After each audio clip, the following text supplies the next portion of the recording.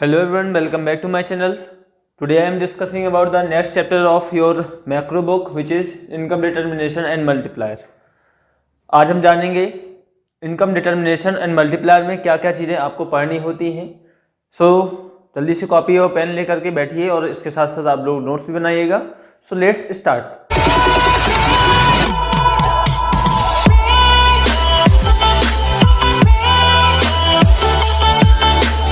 फटाफट देखते हैं हम लोग determination of equilibrium level of income output and employment. सबसे पहले आपको जानना है कि ये इक्विलिब्रियम लेवल का क्या मतलब है।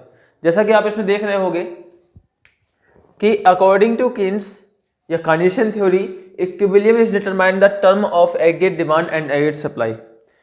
हम लोग इकोनॉमी को इक्विलिब्रियम में कब पाया जाता है, जैसे हम लोग ने पहले माइक्रो बुक पढ़ी थी उसमें आप लोग देखा करते थे कि जो डिमांड है ना अगर वो सप्लाई के इक्वल पाई जाती है तो वहाँ पे हम लोग बोलते थे कि जितने लोग डिमांड करने वाले हैं उतने ही क्वांटिटी की सप्लाई करने वाले लोग भी हैं। इसका मतलब वहाँ पे आपकी कंडीशन यानी मार्केट जो है वो इक्विलिब्रियम में है। अब यहाँ पे बात करते हैं एक पूरी इकोनॉमी की। तो यहाँ पे इकोनॉमी में क्या देखना है कि आपकी जो भी जितने भी एग्रीगेट डिमांड के कंपोनेंट्स हैं, यानी आप लोग टू कंपोनेंट्स को पढ़ रहे थे ना, सी और आई, यानी एडी के कंपोनेंट्स क्या क्या होंगे, सी प्लस आई और ए एस, यानी aggregate supply C plus S. जो ये जितने भी कंपोनेंट हैं या A D equal A S मिल जाए तो वह आपकी सिचुएशन होगी इकोनॉमी की इक्विलिब्रियम की। तो यहाँ पे दे रखा है कि जब इक्विलिब्रियम लेवल डिटरमाइन किया जाता है एग्रीगेट डिमांड और एग्रीगेट सप्लाई के द्वारा, जहाँ पे आपका इनकम आउटपुट और employment are in the equilibrium level पे पाया जाता है। अगर ये एडी और एएस आपस में इक्वल मिल जाते हैं तो इसका मतलब है वही पॉइंट आपके लिए, वो सिचुएशन आपके लिए इक्विलिब्रियम पे, जहाँ पे आपकी इनकम भी इक्विलिब्रियम में पाई जाएगी, आउटपुट भी इक्विलिब्रियम में पाया जाएगा और एम्प्लॉयमेंट भी इक्विलिब्रियम में पाया जाएगा। अब बात करते हैं कि इक्विलिब्रियम पाए जाने का मतलब क्या है। इसका मतलब वहाँ पे जितने लोगों के काम की आवश्यकता है सभी को काम मिल रहा होगा, जितनी लोगों की डिमांड है उतना ही आउटपुट जनरेट हो रहा होगा। ये सारी सिचुएशन पाई जाती है, लेकिन आप इसको जानोगे कैसे। हमने कहा देखो, मान लेते हैं यहाँ पे दे रखा है कि AD इक्वल AS, तो आप जानते हैं कि AD के दो कंपोनेंट होते हैं C प्लस आई और AS के दो कंपोनेंट होते हैं वो C प्लस S। आप देखिए कि यहाँ से अगर आप कैंसिल आउट करें तो C से C कैंसिल हो जाएगा, क्योंकि एक C को अगर इस तरफ ले जाओगे तो एक माइनस हो जाएगा और प्लस और माइनस आपस में कैंसिल हो जाएंगे। यहाँ पे आपको आता है I इक्वल S।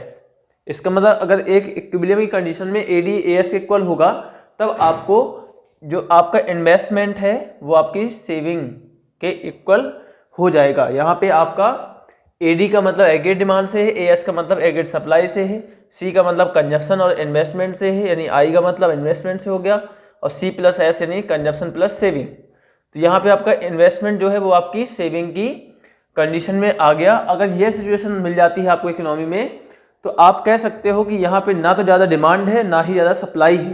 यहाँ पे कह सकते हैं देयर इज नो सरप्लस और डेफिशिएंसी इन द इकोनॉमी। किसी प्रकार का कोई सरप्लस नहीं है, ना ही किसी प्रकार की कोई डेफिशिएंसी इकोनॉमी में है।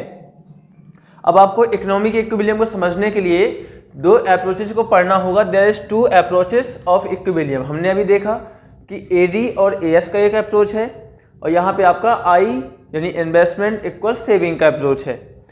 अगर ये दोनों अप्रोच को आप पढ़ोगे तो आपको ध्यान रखना है कि यहाँ पे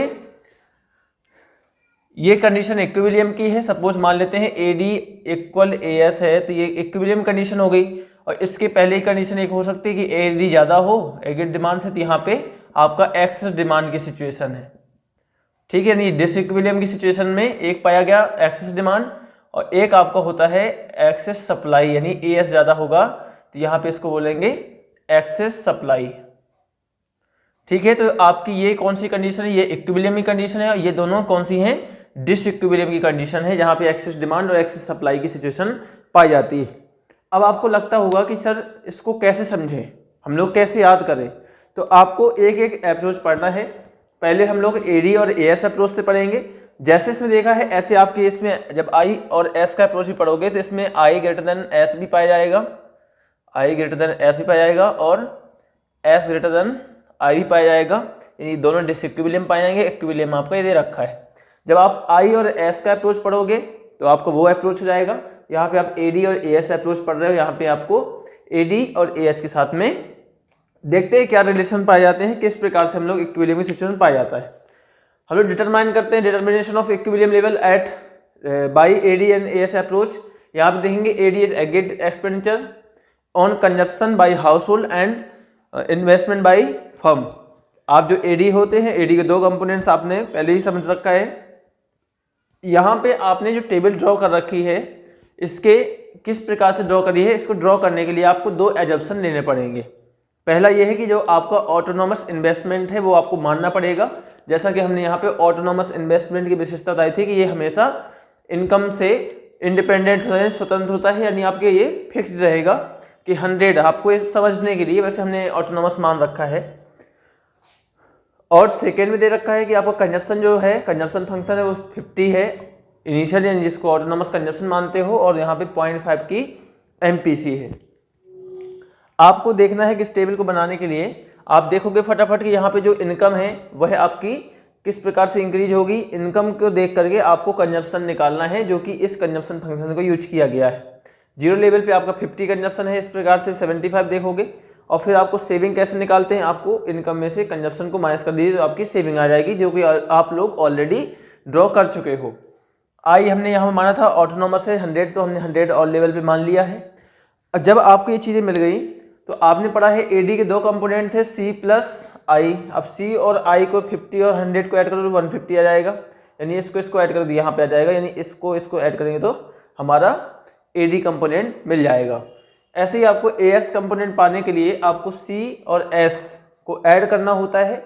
अगर आप C और S को ऐड नहीं करना चाहते तो आपको मालूम है कि AS का दूसरा नाम होता है इनकम। आप देखोगे कि इनकम और AS, चाहे आप C और S को ऐड करिए तब भी आपको यही मिलने वाला है, या फिर आप Y को सेम यहाँ पे रख दें। ये तो था आपका टेबल जो हमने बनाने का तरीका बताया कि आपको जब भी डिटर्मिनेशन ऑफ इक्विलिब्रियम लेवल पूछा जाए तो आपको AD/AS अप्रोच में आपको टेबल बनाना है, और टेबल के साथ साथ आपको डायग्राम भी सीखना है। डायग्राम में क्या दे रखा है कि आपको यहाँ पे एक्स एक्सिस में आपको इनकम, आउटपुट और एम्प्लॉयमेंट लेवल शो करते हैं, और वाई एक्सिस पे AD और AS को शो कर दिया गया है। आप देखोगे कि जो आपका इनकम कर्व होता है वो आपका 45 एंगल पे स्टार्ट होता है, ठीक है। जो आपका इसी को हम लोग AS कर्व भी बोलते हैं, यानी इनकम कर्व भी बोलते हैं। और आपका जो AD कर्व है वो आपका Y एक्सिस में स्टार्ट होगा, यानी 150 लेवल ऑफ डिमांड का जो 150 लेवल है वहाँ से स्टार्ट होगा, ये आपका बढ़ता हुआ चला आएगा। हमने इसी टेबल के अकॉर्डिंग ये आपका डायग्राम बनाया है। अब आप देख रहे हो कि हमने कहा था आपको इक्विलिब्रियम लेवल क्या शो करना है, कि जहाँ पे आपका AD इक्वल AS के होगा। आप ये देखिए 300 का लेवल यहाँ पे देखोगे आपकी एग्रीगेट डिमांड ज़्यादा है, यानी यहाँ पे इतनी जो सिचुएशन है यहाँ पे AD ग्रेटर देन है किससे, AS से। ये 4 सिचुएशन पे, यानी 4 लेवल ऑफ इनकम पे आपकी जो AD है वो ग्रेटर देन है AS।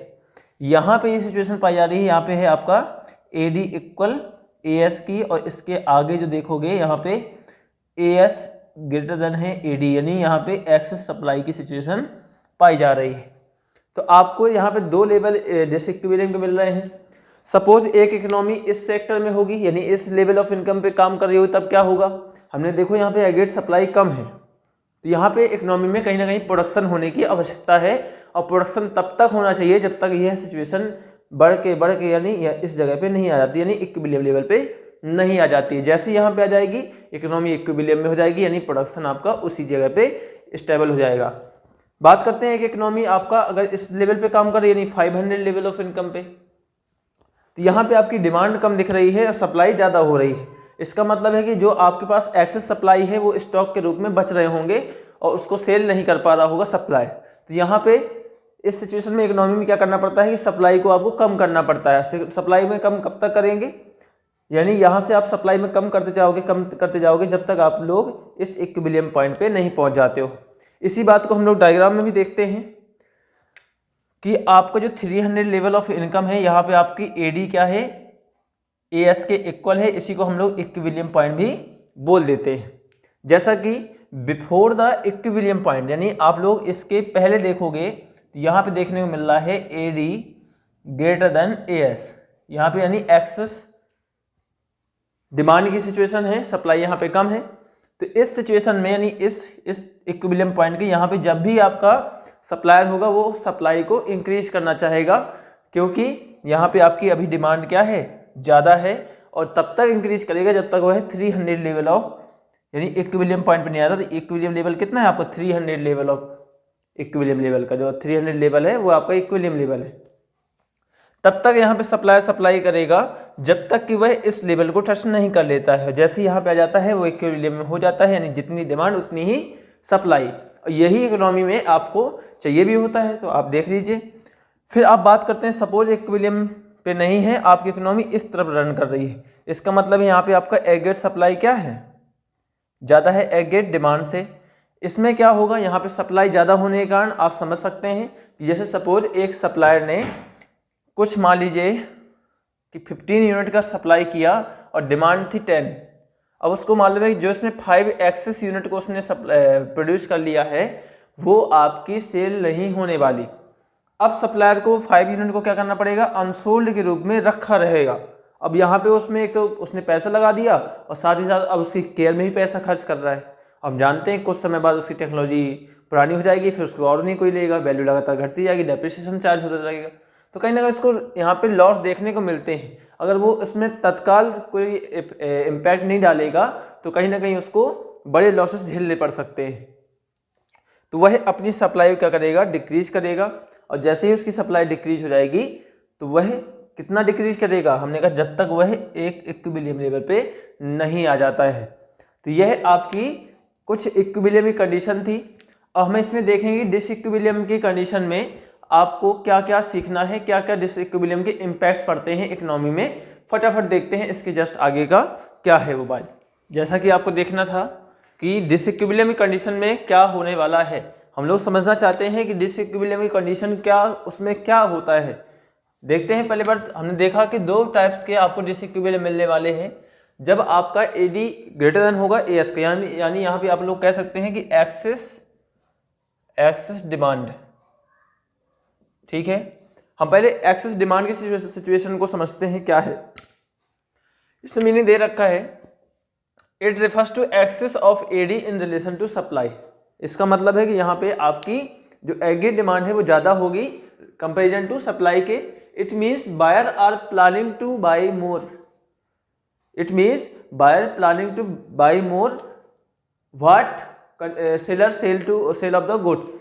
यानी कह सकते हैं कि यहाँ पे जो भी बायर्स हैं वो सप्लायर के कंपैरिजन में ज़्यादा सप्लाई कंज्यूम कर रहे हैं। यानी यहाँ पे दे रखा है definition, it means buyer are planning to buy more goods than the producer plan to supply. ठीक है ना, समझ में आ गया होगा कि यहाँ पे बायर कंपैरिजन टू सप्लाई के ज़्यादा कंज्यूम कर रहे हैं। इसका इम्प्लीकेशन क्या होने वाला है इकोनॉमी में, हमें समझना है। इसका इम्प्लीकेशन का मतलब है in this situation inventory stock जो लेवल होता है वो आपका फॉलिंग होने लगता है। यानी इन्वेंट्री स्टॉक का मतलब क्या है, हमने कहा सपोज जो भी हमने गुड्स बनाए तत्काल वो सेल हो जा रहा है। सपोज हम लोग फ्यूचर के लिए कुछ स्टॉक मेंटेन करना चाहते होंगे, लेकिन हम लोग का मतलब सप्लायर, ठीक है, लेकिन वहाँ पे सप्लायर कोई भी स्टॉक को मेंटेन नहीं कर पा रहा है क्योंकि डिमांड वहाँ पे क्या है, ज़्यादा है। इसका मतलब है कि जो भी आप लोग स्टॉक का लेवल होगा आपका वो फॉल होने लगेगा। यानी या अदर वर्ड में कहें कि available resource are not fully employed, जो भी हमारे पास रिसोर्सेज हैं या हम वहाँ पे उस इकोनॉमिक सिचुएशन में हम लोग अपने आप को बहुत ज़्यादा यूज नहीं कर पा रहे, अपने रिसोर्सेज को फुली यूटिलाइज नहीं कर पा रहे, तभी तो आपकी डिमांड ज़्यादा है, सप्लाई क्यों कम है। सप्लाई कम होने के कारण कहीं ना कहीं हम लोग अपने रिसोर्सेज को अच्छे से इस्तेमाल नहीं कर पा रहे हैं। ठीक है, तो आपका ये इम्प्लीकेशन पड़ रहा होगा इकोनॉमी में। इसको करेक्ट कैसे किया जा सकता है, सिंपल सी बात है, डिमांड ज़्यादा है तो सप्लाई को बढ़ा दो, इक्वल हो जाएंगे ना। हमने कहा है यहाँ पे प्रोड्यूसर एक्सपेंड प्रोडक्शन, यानी बढ़ाएंगे अपने प्रोडक्शन को, एक्सपेंड करेंगे, which is rise in the output employment and income. जब प्रोडक्शन बढ़ाएंगे तो आपका आउटपुट बढ़ेगा, ठीक है ना। जब आपका आउटपुट बढ़ेगा तो कहीं ना कहीं लोगों के लिए एम्प्लॉयमेंट भी जनरेट होगा, यानी एम्प्लॉयमेंट लेवल भी बढ़ेगा, और जब लोगों को काम मिल रहा होगा तो उनकी इनकम लेवल भी बढ़ेगी। यानी आपकी तीनों चीज़ों में पॉजिटिव इम्पैक्ट देखने को मिल रहा होगा, आउटपुट, एम्प्लॉयमेंट और इनकम पे। इन द इकोनॉमी, और एंड इकोनॉमी ये तब तक चलेगा, तब तक बढ़ाते रहेंगे यानी सप्लायर सप्लाई को, जब तक आपकी इकोनॉमी इक्विलिब्रियम लेवल पे यानी OM लेवल ऑफ इनकम पे, यानी ये आपका क्या है, ये आपका O है और यहाँ पे आप इसको M लेवल मान लीजिए, ठीक है ना। आप यहाँ पे हैं यानी इसके पीछे हैं, बैक साइड हैं, आप यहाँ से जब तक प्रोडक्शन को इंक्रीज करोगे जब तक आपका OM लेवल का प्रोडक्शन नहीं आप लोग अचीव कर लेते हो। बात करते हैं आपकी दूसरी कंडीशन है AS ग्रेटर देन AD, यानी यहाँ पे आपकी एक्सेस सप्लाई की सिचुएशन है, यहाँ पे हम लिख सकते हैं एक्सेस सप्लाई। अब आप देख रहे हो कि एक्सेस सप्लाई का मतलब है यहाँ पे जो सप्लायर जो है प्लान कर रहा है सेल करने के लिए उतनी डिमांड नहीं है। इसका मतलब देखते हैं, it means buyer consume less that seller are planning to sell. यहाँ पे बायर कम खर्च कर रहा है, कम कंज्यूम कर रहा है, सप्लायर यहाँ पे ज़्यादा सप्लाई कर रहा है, जो कि आपकी ये सिचुएशन इस इक्विलिब्रियम पॉइंट के आफ्टर मिलती है यानी बाद में मिलती है। इसका इम्प्लीकेशन क्या पड़ रहा होगा, हम लोग देख रहे हैं कि यहाँ पे आपकी सप्लाई ज़्यादा है, इसका मतलब आपके पास कहीं ना कहीं अनसोल्ड स्टॉक बच रहे होंगे, बना तो लिया लेकिन वो बिक नहीं रहे होंगे, ठीक है। This will lead the unsold stock, दूसरा दे रखा है the producer are left with the unsold stock. अब प्रोड्यूसर वहाँ पे अपने साथ कुछ अनसोल्ड स्टॉक को लेकर के बैठा होगा, सिंपल सी बात है, क्योंकि आपके यहाँ पे डिमांड कम है, सप्लाई ज़्यादा हो गई है। अब इसको करेक्शन कैसे किया जा सकता है, हमने करेक्शन करने के लिए सिंपल सी बात है, आपकी डिमांड कम है तो सप्लाई ज़्यादा थी, तो सप्लाई ज़्यादा है तो उसको कम कर दो, सप्लाई जैसी कम होगी producer will reduce the production, producer अपना प्रोडक्शन को घटाएगा। और this reduce the level of employment output and income, जैसे वो प्रोडक्शन को घटाएगा तो वहाँ पे आपका आउटपुट घटेगा, ठीक है, आउटपुट घटेगा, एम्प्लॉयमेंट लेवल घटेगा और इनकम लेवल भी घटेगा, क्योंकि देख रहे हो ना आप लोग यहाँ कहीं सिचुएशन है उसकी इस सिचुएशन पे। अब यहाँ से जैसे ही वो अपने आप को सप्लाई को कम करेगा, प्रोडक्शन कम करेगा, तो ये आपका जो इक्विलिब्रियम पॉइंट था ना वो यहाँ पे है, यानी इसके तरफ जाएगा तो आपका इनकम आउटपुट और एम्प्लॉयमेंट तीनों लेवल डिक्रीज होंगे और वो 300 के लेवल पे आ जाएंगे, यानी in the economy and economy reach at the equilibrium level, आपका जो ये OM लेवल ऑफ इनकम दे रखा है at the OM level of income. तो आपकी ये थी एक्सेस डिमांड और डेफिशिएंट डिमांड जिसको बोलते हैं। एक्सेस डिमांड का मतलब जब AD ज़्यादा होता है और डेफिशिएंट डिमांड मतलब जब AD आपकी कम होती है। यही आपको डिसइक्विलिब्रियम की कंडीशंस थे, आपको इसकी मीनिंग समझा दी है, आपका इसका इम्प्लीकेशन क्या था। तो आपका मुझे लगता है कि AD और AS अप्रोच आज आपका हो चुका है। अब हम मिलते हैं कल, आपका दूसरा अप्रोच है आपका इन्वेस्टमेंट और सेविंग का जो अप्रोच है, अपनी S और I का अप्रोच है। मिलते हैं, जब तक के लिए आप लोगों ने इस वीडियो को देखिएगा और साथ ही साथ इसके नोट्स जरूर बना लीजिएगा। ओके, थैंक यू आज के लिए। अगर वीडियो पसंद आई तो कृपया लाइक भी कर देना, ठीक है। Okay, bye.